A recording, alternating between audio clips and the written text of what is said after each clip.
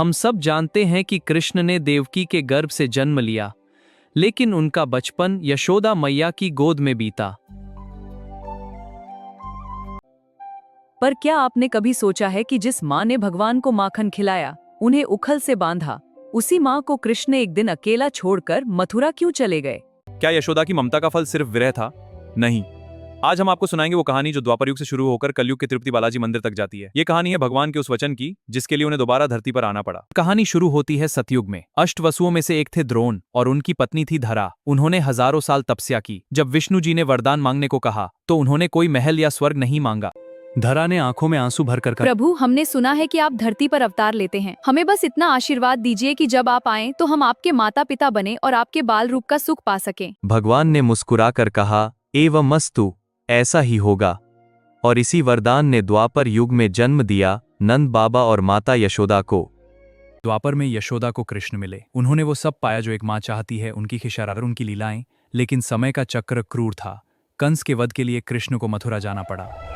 यशोदा माँ का आंगन सूना हो गया।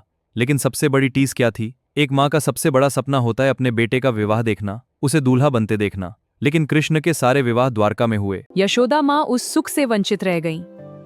कहते हैं प्राण त्यागते समय उनके मन में यही एक इच्छा थी, काश मैं अपने कान्हा को सेहरा पहने देख पाती। भगवान ने अपनी माँ के मन की बात पढ़ ली। उन्होंने वचन दिया, मैया, इस जन्म में नहीं तो अगले जन्म में मैं दूल्हा बनूंगा और तुम ही मेरा विवाह करोगी। समय बदला, कलयुग आया। भगवान विष्णु ने वेंकटेश्वर श्रीनिवास के रूप में अवतार लिया और यशोदा माता ने जन्म लिया बकुला देवी के रूप में। जय श्री वेंकटेश्वर। कथा के अनुसार जब भगवान विष्णु श्रीनिवास के रूप में तिरुमाला की पहाड़ियों पर आए तो वे एक साधारण मानव की तरह आश्रम में रहने लगे। वहां उनकी भेंट बकुला देवी से हुई। स्वागतम श्रीनिवास। बकुला देवी जो पूर्व जन्म में यशोदा थीं, उन्हें देखते ही उनके भीतर ममता का सागर उमड़ पड़ा। हालांकि उन्हें अपने पिछले जन्म का पूरा ज्ञान नहीं था, लेकिन श्रीनिवास को देखते ही उन्हें ऐसा लगा जैसे उनका खोया हुआ पुत्र मिल गया। श्रीनिवास ने भी उन्हें देखते ही मैया कहकर पुकारा और उनकी सेवा स्वीकार की। बकुला देवी उनके लिए प्रतिदिन कंद मूल और सात्विक भोजन तैयार करती थीं। एक बार श्रीनिवास शिकार के लिए निकले और एक सुंदर उपवन बगीचे में पहुंच गए। वहां उन्होंने देवी पद्मावती को अपनी सखियों के साथ देखा। पद्मावती चोल राजा आकाश राजा की पुत्री थीं।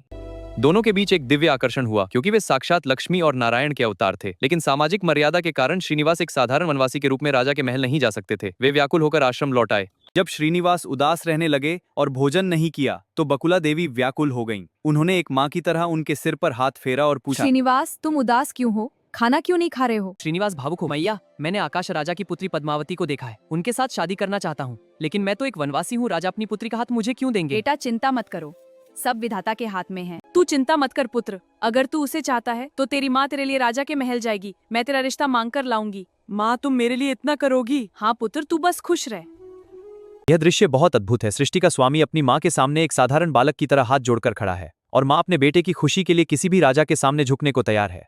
माँ, बकुला देवी साधारण वृद्धा का भेष बनाकर राजा आकाश राजा के महल पहुंची। वहां उन्होंने अपनी वाक्पटुता और बुद्धिमानी से राजा को समझाया कि श्रीनिवास कोई साधारण मानव नहीं बल्कि दिव्य पुरुष हैं। उसी समय भगवान ने एक ज्योतिषी सोइगा का रूप धरकर भी राजा के पास जाकर संकेत दिया कि यह विवाह स्वयं विधाता ने तय किया है। अंततः बकुला देवी के प्रयासों से राजा मान गए और विवाह की तिथि तय हुई। वो क्षण आ गया। हजारों देवताओं की मौजूदगी में भव्य उत्सव के बीच बकुला देवी ने अपने हाथों से अपने पुत्र को सजाया। आओ मेरे पुत्र, आज का दिन तुम्हारा है। जब उन्होंने श्रीनिवास और पद्मावती का गठबंधन किया तो उनकी आंखों में खुशी के आंसू थे। हजारों साल पहले यशोदा के रूप में देखा गया वो सपना आज बकुला देवी के रूप में पूरा हुआ था। आज भी तिरुपति मंदिर में एक नियम है, भगवान को भोग लगाने से पहले माता बकुला देवी को याद किया जाता है। उनकी रसोई आज भी वहां मौजूद है। तिरुपति मंदिर में आज भी माता बकुला देवी की रसोई है जहां से वे अपने पुत्र को भोजन करते देखती हैं। ये कहानी सबूत है कि भगवान अपने भक्त का एक भी आंसू व्यर्थ नहीं जाने देते।